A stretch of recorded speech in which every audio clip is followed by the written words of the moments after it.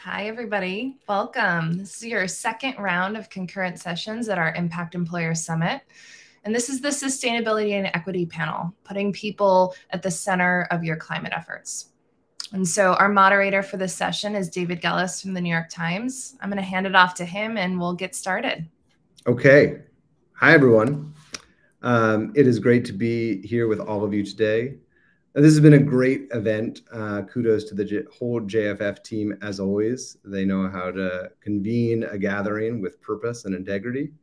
And this subject that we're talking about here today gets right at the heart of, I think, the theme of this entire summit.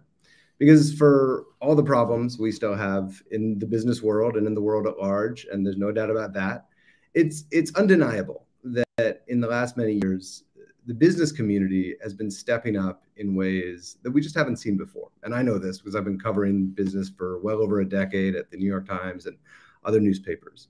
And whether you call it stakeholder capitalism or the end of shareholder primacy or just doing the right thing, companies in all industries are pushing hard on issues like climate, race and gender equity, and worker well-being.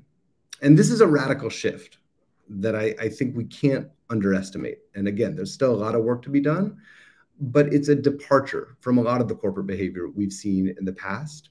And we have a terrific group of panelists with us here today who are going to give us perspectives from the top of some of the best known companies in the world that reflects the breadth of a lot of the work going on today. And I'm pleased to introduce them. We've got Ellen Jackowski, the Chief Impact Officer and Head of Sustainability at HP. We've got Jarvis Sam, the Vice President of Global Diversity and Inclusion at Niki. And we've got Niki King, the Head of Sustainability at Unilever. Welcome to all three of you. Thanks, David. Excited to be here. Yeah, thanks, David. Thanks, David. Awesome. And Niki, we can hear you. Yes, excellent. I just like to make sure. Hopefully we'll all be on stage together soon. Ellen, I want to start with you. And I want to ask each of you the same question, essentially, to get us started and oriented, if you will.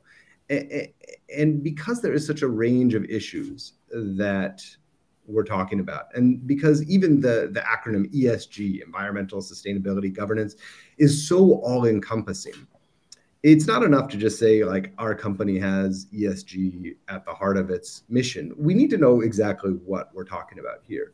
So as a starting point, could I ask each of you to articulate really what your organization's North Star is? When you think about people-centered sustainability, really bringing together that big picture sustainability focus and the actual impacts on the people, be it people in your supply chain, be it customers, be it employees, what does that look like? What's that North Star for you? And Ellen, let's hear from you first. What does that look like at HP, please? Sure. Well, HP has set a very ambitious vision. We intend to become the world's most sustainable and just technology company by 2030. And, those are big words, right? How are we going to actually live into that vision? And you'll notice it's not just the E part, the environmental sustainability part, but it's also the S, the social impact piece, and how, we think very holistically about all of our actions to ensure that we can be a just company as well.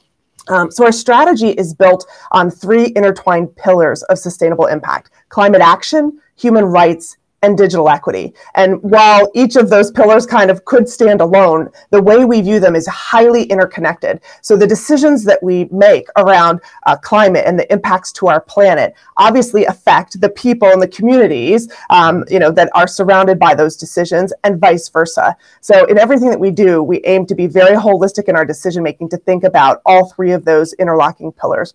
Okay. So our goals. Oh, go ahead. No, please. I was just going to say, in terms of the actual vision and how that comes to life, for climate action, we have a goal to achieve net zero greenhouse gas emissions by 2040. For human rights, we aim to empower workers across our supply chain, culture of inclusion and belonging, and advancing social justice and racial and gender equity. And then for digital equity, we have a goal to accelerate digital equity for 150 million people by 2030. So a big, bold vision, the most comprehensive in the technology industry, but must be followed up with clear actions every single day, every single minute. Mm-hmm. Well, I'll tell you, I appreciate the specificity on some of those points. I've covered CSR and ESG for a long time, and I can tell you, a few years ago, people would say we're aiming to be net zero in the future, and that's right. That's just not enough anymore. And so putting some teeth on this and setting dates and I'll note that 2040 is well ahead of the 2050 target that many big enterprises are embracing. And then finally, and I'm sure we're going to hear this from Jarvis and Niki as well, it's clear that your goals really represent and reflect the industry you're in. They play to your strengths, and that's probably, hopefully, going to give you a chance to maybe make some real progress. Jarvis, let's talk about you. When I think about Nike, right, like it's one of maybe the greatest brand in the history of brands over many, many years now. There have been a lot of eyeballs on Nike for a lot of different reasons. You've been through leadership changes recently. John Donahoe, you got a new CEO in there, and yet the company just never seems to stop growing. No matter what comes your way, no matter what's happening in the world, Nike keeps going. As you think about articulating your sustainability goals and really thinking about where Nike sits in the climate discussion, given everything it does as a company, what's your North Star, and how do you connect those big goals to the people, which again, customers, athletes, employees, supply chain, you have a huge network you touch.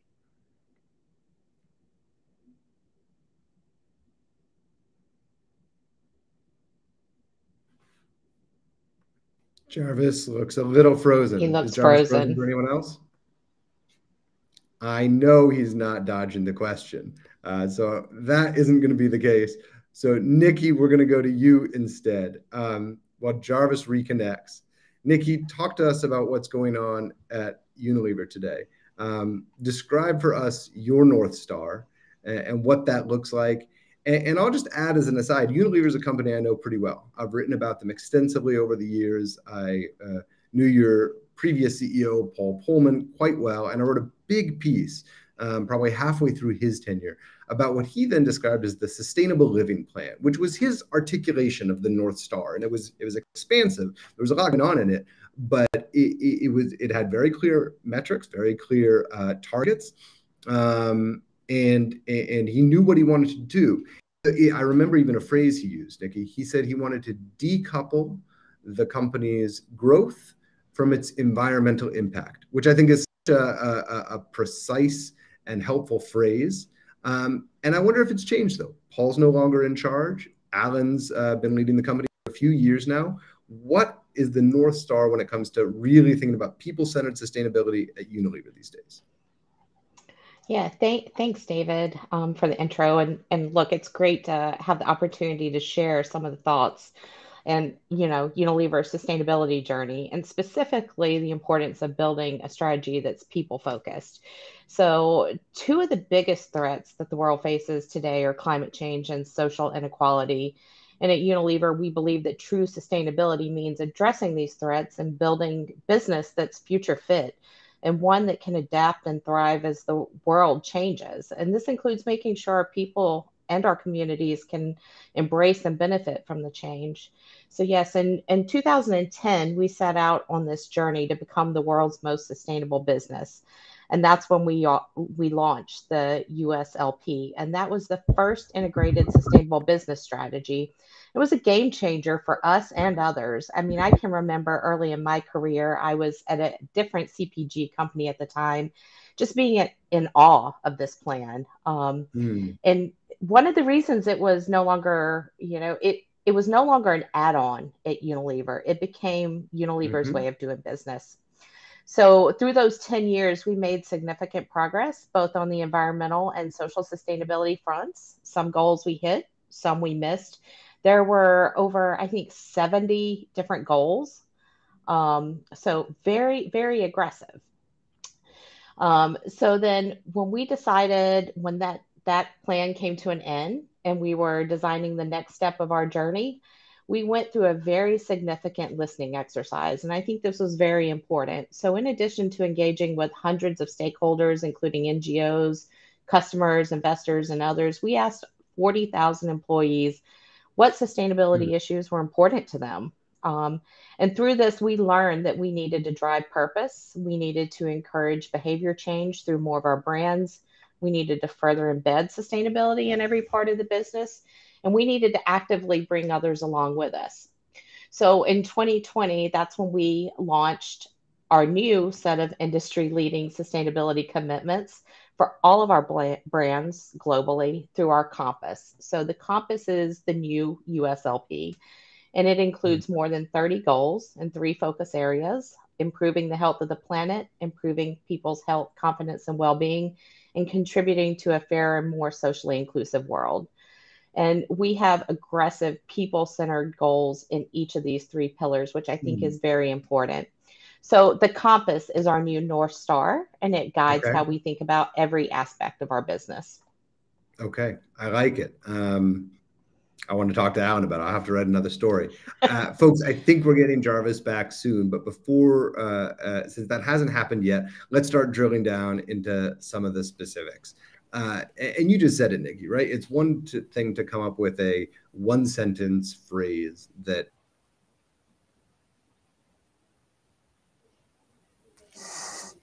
I think we just lost David as well. So where I think he was going is, you know, a one-sentence phrase, Niki, but in terms of how you make that come to life. David, I'm trying to finish your question where I thought you were going. Am I back on? I'm sorry. I dropped and I'm back. This is why we need to be on stage together. Okay. It's one thing to have one of these one-sentence phrases, but Niki, you said it. Unilever has these, it sounds like detail-oriented real targets below them. Ellen, let's talk about what it looks like in practice, though. And you mentioned something to me earlier. He may come back again, hopefully. I'm not doing anything. Okay, I hope I'm back. Yes. Ellen, you talked to me earlier about a really fascinating effort the company has underway on the recycling front.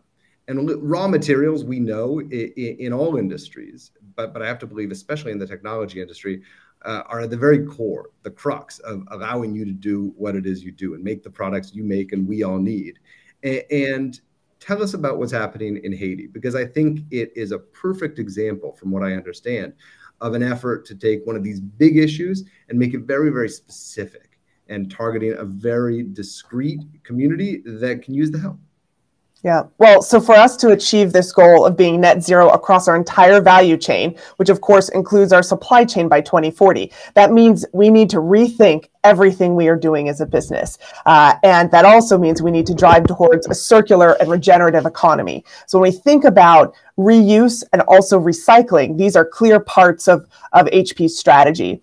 And for the recycling piece, we've been doing things like, for example, making HP ink cartridges out of recycled plastic for over 20 years.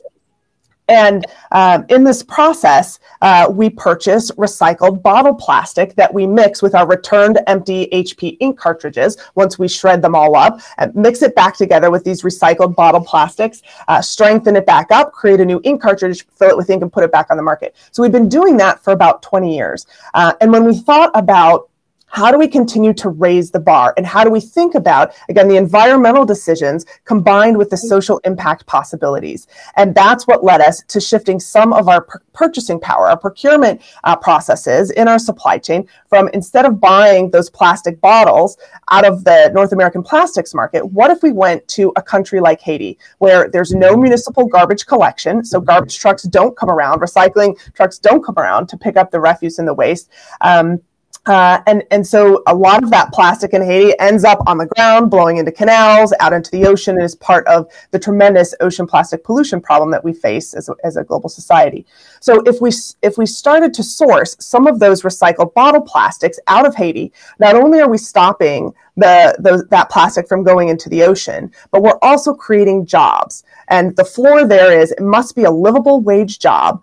We will consistently be purchasing this plastic out of Haiti, so it is a guaranteed, a guaranteed business. We will be doing it every single month, buying these containers of plastic and creating HP ink cartridges, and then eventually other products out of them. And the way that this is now scaled is quite tremendous. It started with the ink cartridges, but then by the time we, continued to generate some competition inside the company, print cartridges are part of our print business, but our personal systems, our PC business was watching what print was doing, and they wanted to get in on the game. So now we have over 300 HP products that are made with this recycled ocean-bound plastic. Now over 110 million bottles upcycled into these HP products, including the HP Dragonfly PC that I'm talking to you on today. The speakers are made with that plastic out of Haiti, but the social impact has come through too with job creation. Over 1,100 income opportunities created through this work. Okay. And I will note that your connection seems very stable, so the computer's still working. Great. Let me ask though, did this cost more money? Was this something, I mean, when I think about setting up a new whole supply chain and upcycling business in Haiti, new facilities to wash the plastics here in the United States, I got to believe that that's a real investment that was it not just cheaper to continue buying on that open market in the United States? Well, I'll tell you what, it was certainly less risky, right? We know that we could easily get a hold of that plastic. That plastic's very clean. You finish your plastic bottle beverage here in the US, it goes into a recycle bin, it goes off to the recycler. In Haiti, that bottle is sitting, outside, possibly, gathering dust, dirt, sediment, lots of contaminants that then need to be washed off. So, and not to mention the economic and political instability of the country. It's the Western Hemisphere's poorest nation. So lots of issues and risk with that decision. But when we paused and really thought about the impact there, it was clear this was an opportunity to test and see if we could fundamentally, include more social impact from a values point of view and a process point of view, and then work to scale it. So that economic model, your question about cost, of course, also came into play.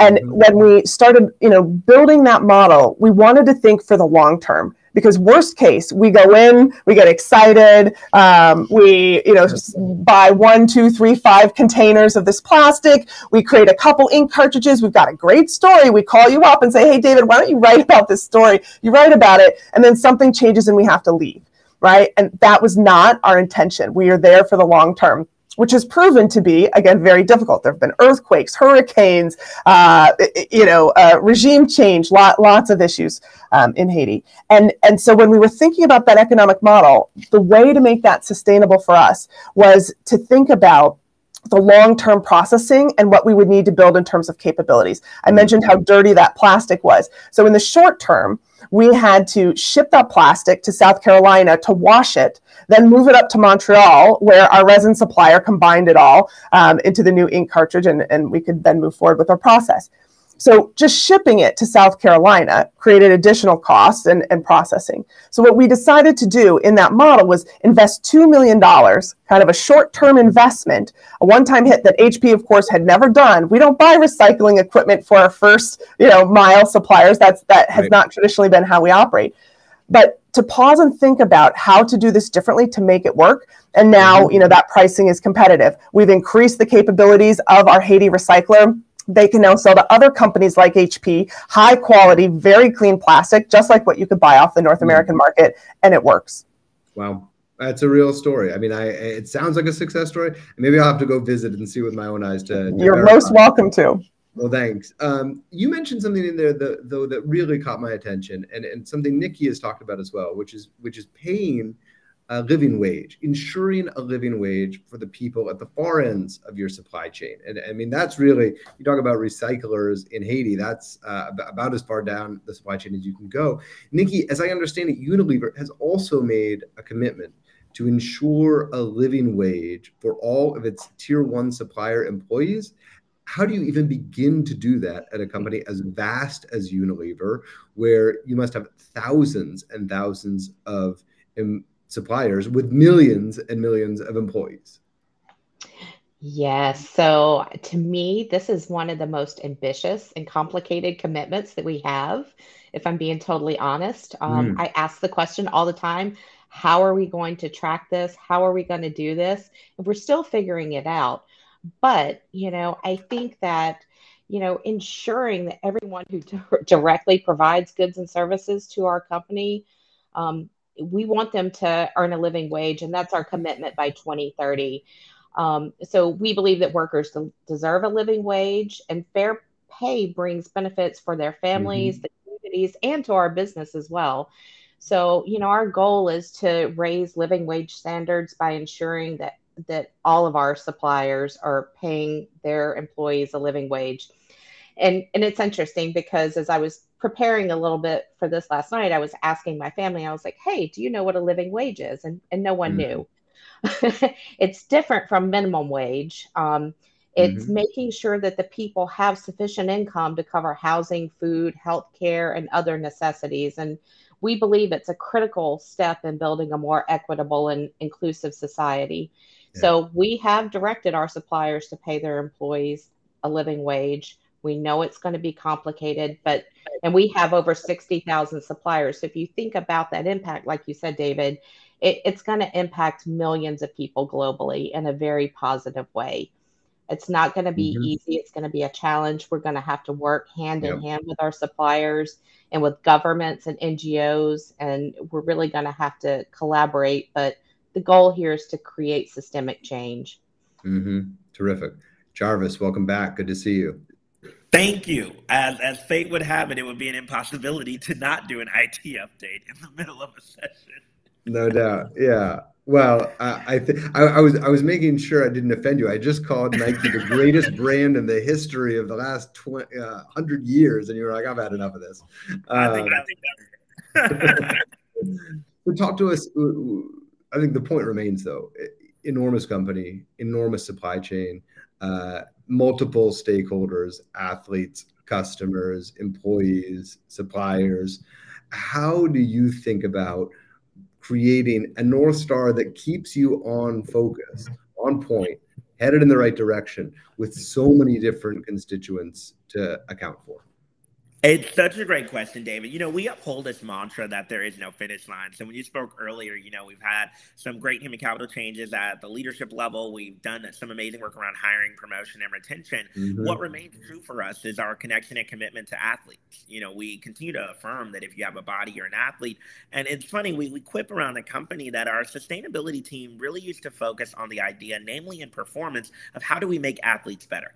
But there's been a bit of a shift over the last several years where now it's make athletes better and make the world better for athletes.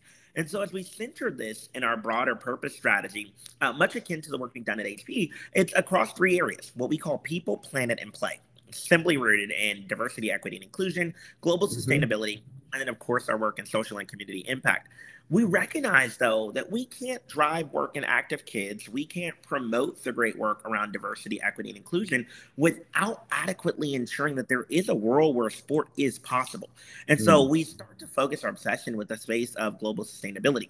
This has been a space that we've done reporting on for 20 years, that we've remained committed to in Nike's 50-year history, but where we believe that accountability has to be rooted in a by-the-numbers approach. And so this is why last year we positioned some 2025 targets rooted in how we will impact climate change and the environment, namely a 70% absolute reduction in greenhouse gas emissions and focus on 100% renewable electricity within our electrician fleet by 2025. 65% focus on absolute carbon reduction in our supply chains, and 30% extended using science-based targets by 2030. The focus on 10xing the amount of post-consumer waste that we collect and ultimately create into recycled or donated goods. And so I think you probably have seen a lot of the work that we're doing recently with catalysts like Billie Eilish, many of our athletes who remain committed to this, as things like the Billie Eilish podcast, Trash Talk, helps us to understand not just the impact that we have on athletes, but how athletes can use their voice to elevate a platform. And I'm talking both signature athletes and the amateur everyday athlete, to understand what our framework around this construct of move to zero, whether in waste or carbon emissions, actually looks like. And so some cool work happening around circularity in this space too that we believe will be industry impacting. Yeah, the word circularity has come up a couple of times, and I want to make sure that everyone listening in really has a firm grasp on it. Ellen, you used the term in one of our conversations about what was going on in Haiti. Can you give us just a quick snapshot? I'm not going to hold you to a perfect Ellen MacArthur articulation of the full philosophy of it, but just in brief, tell us about the circular economy, what it is, why it matters, and why HP is interested, intrigued by it, maybe even trying to be a part of it. Yeah, well, it is actually at the center of our sustainable impact strategy. So we are moving towards a clear circular and regenerative economy across everything that we do. And so what that means, the way humans typically, historically have consumed things, right, is we take resources out of the earth, we make a product or make something, we use it or consume it, and then we dispose of it, right? A very linear model, a linear lifetime of those materials. And now we're moving to a circular model where we're making something, we are consuming it or using it, and when it's reaching its end of life, instead of disposing it, we're looking at what materials exist there and how can we recycle or reuse all of those materials. And there are different kind of levels of circularity. The innermost circle, the most powerful part of circularity is when you can reuse something. When you don't have to recycle it, you can just take it, maybe maintain it, upgrade it a bit, which is why, for example, I'll mention the Dragonfly again, the PC that I'm using right now, there are screws in the bottom of this PC. So if something breaks inside of it, towards its end of life after I've used it for many years, you can unscrew those screws from the bottom and swap out the parts, put in a brand new part, more memory, whatever else you may need, screw it back in, and then put it back on the market. And this is central to what we are doing with our business model as well. So we're moving as HP, instead of selling printers and PCs, selling things to be consumed, to selling services, selling printing and computing, where you lease or rent a model from HP, for example, and then at its end of life, you bring it back to us. So those reverse supply chain logistics are embedded into the process. We can get those products back, the materials that are so important, to either swap out parts, upgrade them, or if they're truly towards the end of life, we can then recycle things. But let's be real. On a percentage basis of all the products you're shipping out these days, how much of it is actually at a stage where it can be a part of that circular economy right now?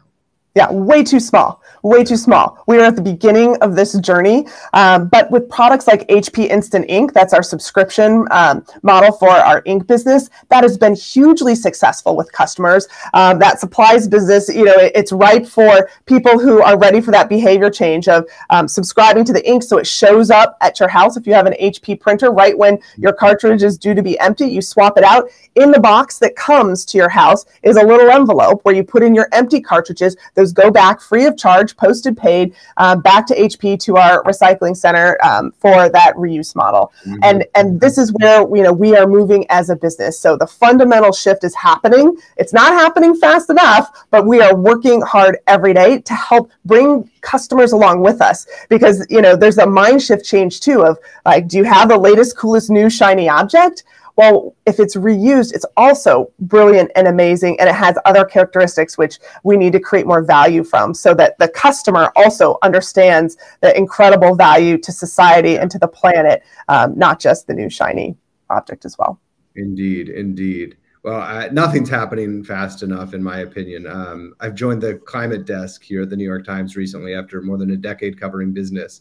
And the numbers are startling. And I know each of the three of you live that on a daily basis. And I'm every day learning more about just how urgent the crisis we're all facing is. And it's an ecological crisis. We spent a lot of time over this last 30 minutes or so talking about supply chains and workers, which is critically important, of course. But we also got a planet that is suffering here.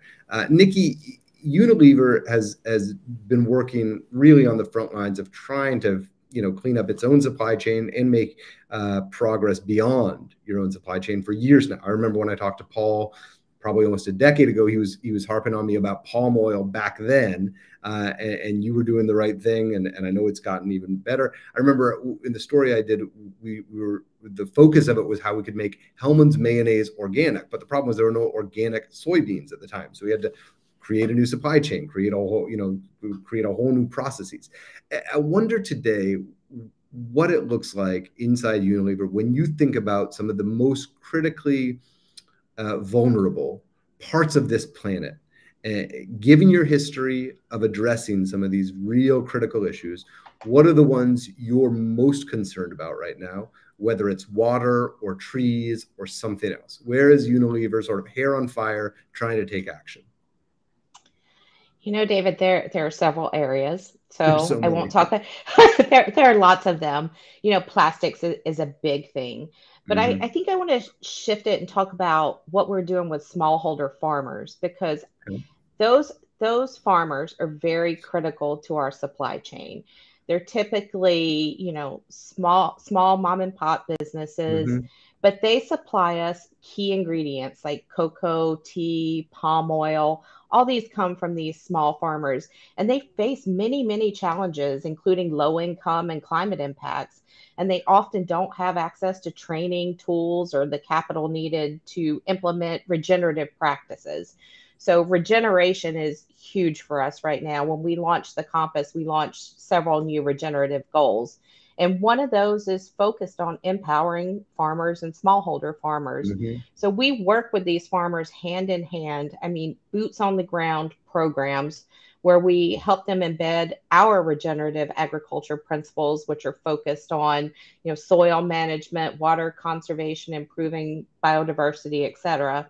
We also partner with NGOs to really magnify this impact by offering programs that help them improve their yields and diversify crops. And I would say since, in the past 10 or so years, we've empowered over 834,000 smallholder farmers through these programs.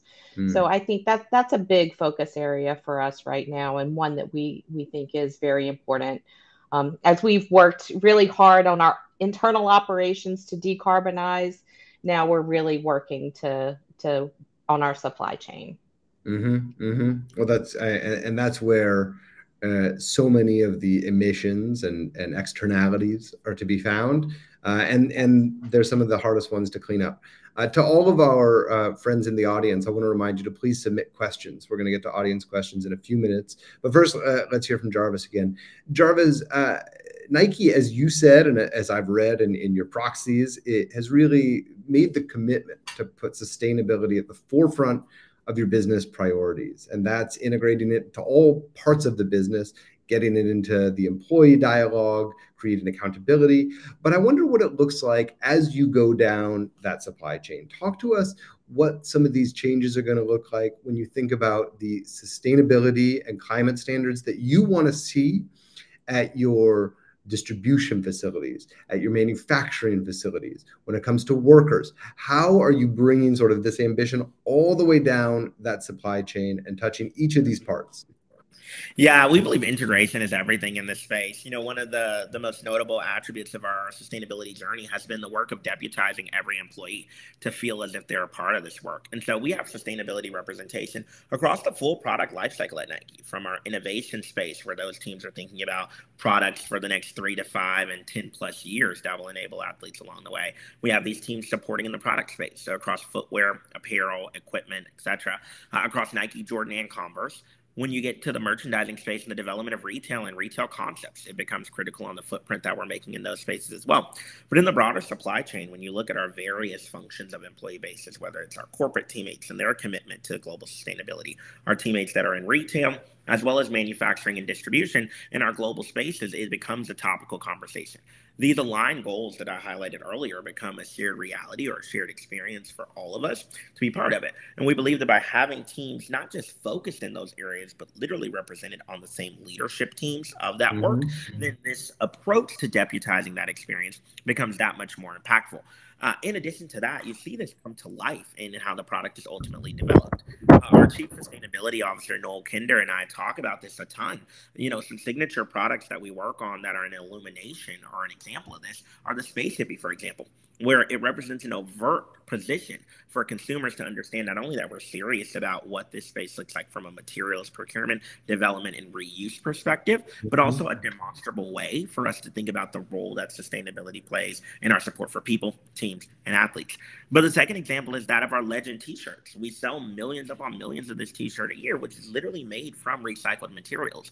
And so it enables us to bring in those various community groups that you outlined earlier, David, from athletes to employees to consumers to those in the various attributes of our supply chain to be a part of this work. And so by ensuring key accountability standards as well within partners that we work with around the globe that support our work around manufacturing, we're able to see and drive great work and impact, setting key targets for initially 2020, previously then 2025 and 2030. We're positioning a greater focus here.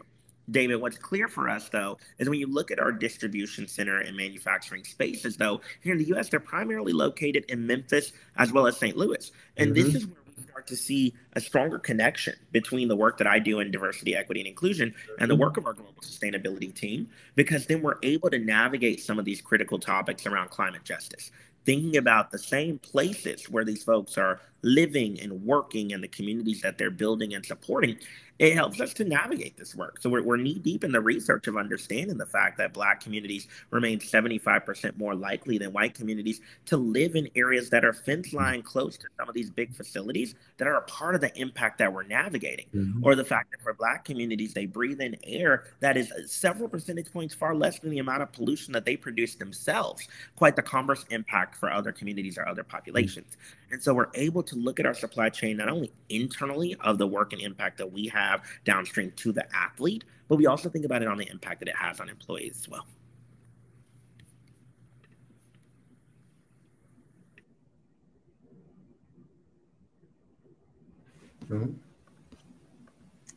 Looks like David froze. While he's frozen, Jarvis, I just want you to know I have a pair of the Space Hippies, and I love them.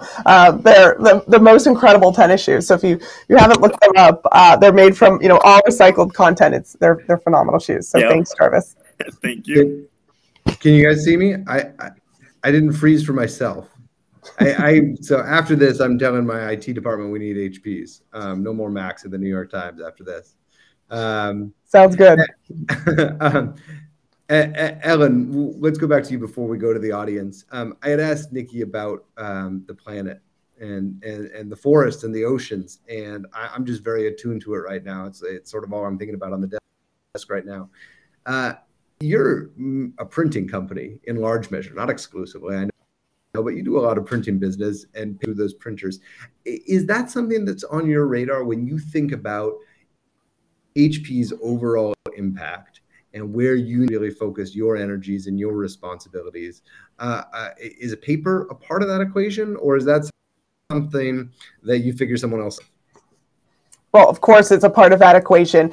When we started, thinking about our sustainable impact strategy, and I mentioned the three broad pillars: climate action, human rights, and digital equity. We picked those based on how HP could create change. What's most material to us? What are we positioned to actually affect and impact, at scale for society? And within climate action, that breaks down into three areas: carbon emissions. So we have a carbon footprint and we need to reduce it, right? We've committed to net zero, also a 50% absolute reduction in our emissions across our value chain by 2030. And beginning in 2025, that first stair step towards 2040 being carbon neutral in our operations. The second area of focus in climate action is circularity. We've already talked about that. Our big goal there is for 75% of HP's products and packaging to be circular by 2030. We're around 40% right now, tracking on our way. The third area of focus is exactly what you were just mentioning: forests. We do make printers. We're the #1 printing company in the world with HP printers. And so we have an inextricable relationship with forests. And as part of that, a goal to achieve zero deforestation for HP branded paper. So if you go, to Office Depot or wherever, buy a package of HP paper with the HP logo on it, you can know that that was generated from trees that have certified sources like FSC, for example, or it's made from recycled content. So it comes from a place of regeneration. The issue is, what about the 99% of other paper that goes through HP printers? Yeah. So we decided about a year ago to go well beyond our own footprint, beyond what we control, to try to change the paper industry for all of our customers. And so with that, we announced a partnership with World Wildlife Fund, $80 million last year, where that allowed us to become the largest corporate partner of WWF in the US. And why $80 million? Where did that number come from? That came from the calculation of the 99% of other brands of paper that our customers are putting through our printers. That's what we need to ensure we are regenerating together with WWF and another partner, Conservation International. So, our customers, when they purchase an HP printer, no matter what type of paper they are purchasing, they can be confident that we are regenerating that exact amount, using our calculations, to counteract deforestation for all non-HP branded paper. So forests are hugely important to society, to our carbon management systems, and we need to make sure we're protecting them for future generations. All right. Well, I'm glad to know you're making an effort on it. I think we still, as you said, got a long ways to go. We've got a lot of questions coming in from the audience, and already I see a theme. And I'm going to ask Niki to take the first swipe at this. And it's the theme around money, right? People are asking, all of these things sound great, but they all cost money. A lot of them are expensive. We know the way companies work. A lot of these costs invariably may be passed along to consumers at some point at a moment when inflation is already sky high. So Niki, especially at Unilever, when you think about making these investments and buying high quality products and making sure your suppliers are paying their workers a living wage, how do you do it in a way that doesn't raise prices beyond reach for the consumers who are buying your ice cream and your soap? Yeah, this is a big topic of conversation nearly every day, right? Because a lot of these technologies that we want to implement, they're expensive. One of the things that we did at Unilever is last year we created a $1 billion climate and nature fund. So that is something that's new to us, but our brands can actually apply for funding through this internal fund. And, say they want to implement a reforestation project that costs $2 million.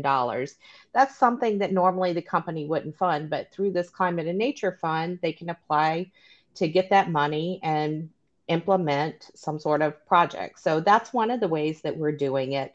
We also have a clean tech fund that's set aside for sustainability projects. So we do have pots of money that are dedicated for sustainability. However, it is tough, right? Because we know that about 60% of consumers say they will pay more for a product if it's sustainable in their minds. But are they really doing it? So, we have this debate all the time about how do we really commercialize sustainability. But I will say we made these commitments and we are willing to put the funding behind it to make sure that we meet our commitments. Yeah, I mean, you said, are the consumers really willing to pay for it? My question as a journalist was, are these products really sustainable? Which I think is a valid question that consumers and reporters and regulators all need to be asking. Jarvis, I saw you nodding along as well, and as an HP is obviously a B2C company as well, but Nike, you sell a lot of shoes to a lot of people. How do you think about dealing with all these big issues, ensuring high quality practices, materials up and down the supply chain, and not turning the cost of a price of shoes from $70 or $120 to $150 and $300? Yeah, it's just that, David. It's looking across the various areas of the supply chain where we need to be focusing on both where cost reduction can happen so that's not absorbed by the consumer, while also identifying where are those key areas where we can continue to promote approaches to sustainability. I think the Space Hippie is actually the key example of that. If you go into any of our retail stores and take a look at pricing on Space Hippie vis-a-vis several of our other products, you'll notice not so much of a tangible impact, but the narrative behind it, the impact and work for it, is where the big difference is being created. And I think our consumers understand. I think Niki brings up quite a salient point, is we all have to obsess this question of, is the consumer and the consumer insights actually going to be achieved on the back end when it's time to actually push this product out the door? And so we've seen a really positive lift in that space. I think that by exploring where and how you make impact there is going to be key, but also taking a look at your foundational product. How can we integrate some of these practices into many of our signature products in general, whether it's the Blazer Mid, some of our Jordan product, etc. So going to where your product may be, already utilized and engaged by the consumer and finding where those synergies exist, I think is one clear area to think about what the future of this work looks like. But again, in the spirit of there is no finish line, I think that there's a lot of answers yet to be defined based on both consumer behavior, where and how materials are acquired, etc. We're nearing the end of our time together, but I want to invite each of you to answer sort of one final question and take a minute or two to think about it and give us a little specifics here. And I haven't prepared you for this, so I'm putting you guys on the spot. But I want to know what the hardest thing you've got in front of you right now is. I want to, when you think about your remit and this attempt to really take the biggest issues of sustainability. We're in a climate crisis. We need to rapidly reduce our greenhouse gas emissions. Our planet is hurting. And when you take those big priorities and try to bring it down to the local level, to the people in your extended network, again, be it your consumers, suppliers, employees, other stakeholders, what's the single most pressing challenge that each of you face in actually implementing this, in actually making a difference, not making the commitment, but actually doing the work? What's the hardest thing on your plate? And Ellen, you've been such a good sport. I'm going to start with you. Okay. Really, I think the pressure comes from the clock. Like, we are out of time. And so, if time weren't so precious, we could certainly come up with all of the innovative solutions to tackle climate change, no problem. But how do we do this within the time window that we now have? And making sure that that complete and utter sense of urgency is felt in every area of our company and of our value chain, so that together we are staying focused. We aren't looking, at the latest distraction, but staying very focused on this challenge and figuring out how to partner in unusual ways that we haven't before. Our Haiti program is a great example of that. Where we're relying on these local experts in Haiti, to help us figure out how can we scale this to Indonesia, to other locations, where they need these types of supply chains and processes that, haven't ever existed. How do we build the reverse supply chain logistics? So this circular model that we know we have to achieve, we need to be able to make new products out of our old products. And we need customers to be part of and excited to use, reused products, renewed products, and be able to, want to send them back to us as well. So I think time is the pressure, keeping everyone focused on this urgency and collaborating in disruptive and new ways. I know we're going to be able to get there. We've made a lot of progress so far, but just keeping that sense of urgency and the focus at the forefront. I appreciate your optimism, but you raise a really critical question. Before I hear from, we hear from Niki and Jarvis on this same question, which I want to get to in just a sec. We've got the time.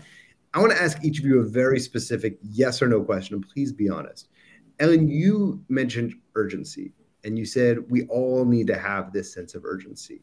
And my question to each of the three of you is this: does your senior leadership, your CEOs, your board level, the rest of your C-suite, do they truly appreciate what you just said, Ellen, that there is an urgent need to address these issues? Ellen, sorry, with who? Me? Yeah, with you, please. All right, sorry. I live in California. HP is headquartered in California.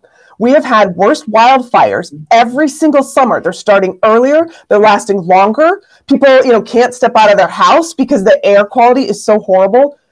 Everywhere you live on the planet today, you feel it, right? You are feeling this pressure. So do our senior leaders feel it? Well, they're experiencing it.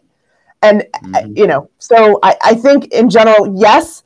Yes, they are. I feel like they're understanding it. It's really, though, how do you shift? Like, each of our companies are, gigantic ships. How do you turn that gigantic, $50 billion supply chain? So I think we are in this moment where people have woken up and they've realized what they need to do, and the challenge of how are we going to do it? How are we going to do it? That is the next question, and that's where we're focused. Okay. Niki, let's hear from you. Do Alan and the team have that sense of urgency, and what's the hardest thing on your plate? Yeah, so absolutely. Our leadership, I mean, this is first and foremost for our leadership. We've said that we will not compromise. Sustainability is urgent, and we have these goals that we have to meet.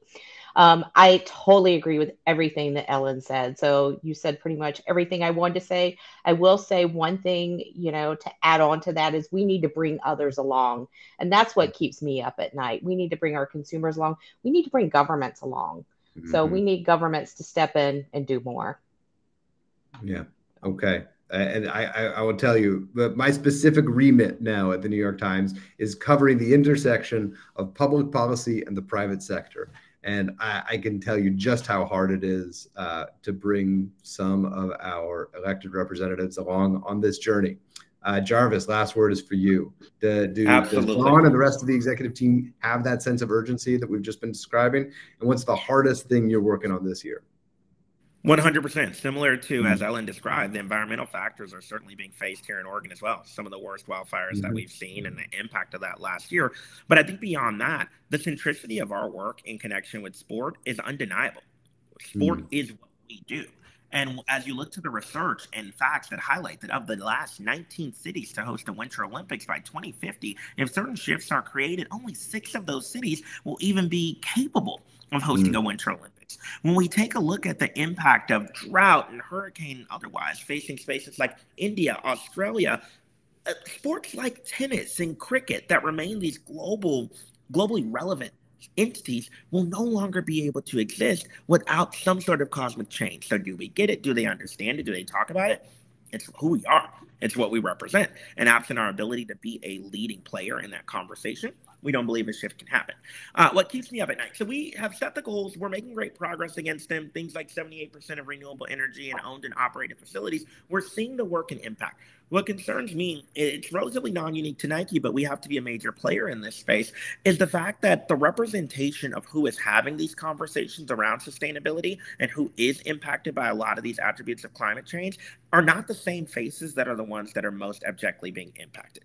We all have to figure out how to use our voices and platform to ensure that the fact that the Black community remains 56% more likely to be impacted by air pollution and have a 3 to 4 times greater likelihood of asthma than their white identified counterparts. And yet the ethos and the control of this agenda and where the majority of capital is being spent does not showcase these faces and who it's representing is a critical topic. And so, David, as I think about the intersection of where you're writing now, it's a piece that I think has to be elevated. Is how does public policy actually think about how elements of impact of things like racial discrimination in housing and where these communities work will continue to position their impact that they face as climate continues to change, and then the impact of topics like pollution, carbon, and water in general continues to impact these populations. Yeah, and at the heart of what I just heard you say, Jarvis, was justice, right? At the end of the day, what we're talking about is climate justice for all the communities that companies as large as yours touch. And creating that kind of change, as we have heard here, is an enormous, enormous endeavor that is going to take years and years and probably decades and decades of work. And as Ellen and all of you remind us, can truly only happen with commitments that start at the top and filter all the way down through the organization. As a reporter, I'm sort of congenitally cynical, so I have a hard time getting too optimistic about what companies are doing, but I will say I leave this conversation marginally more reassured than I was when I came in here, that at least there are 3 big multinationals that are doing their part to tackle some of these truly intractable issues that are among the most critical of our time. So I thank each of you, Niki, Ellen, and Jarvis, so much for participating in this conversation. I'm handing it back to Laura.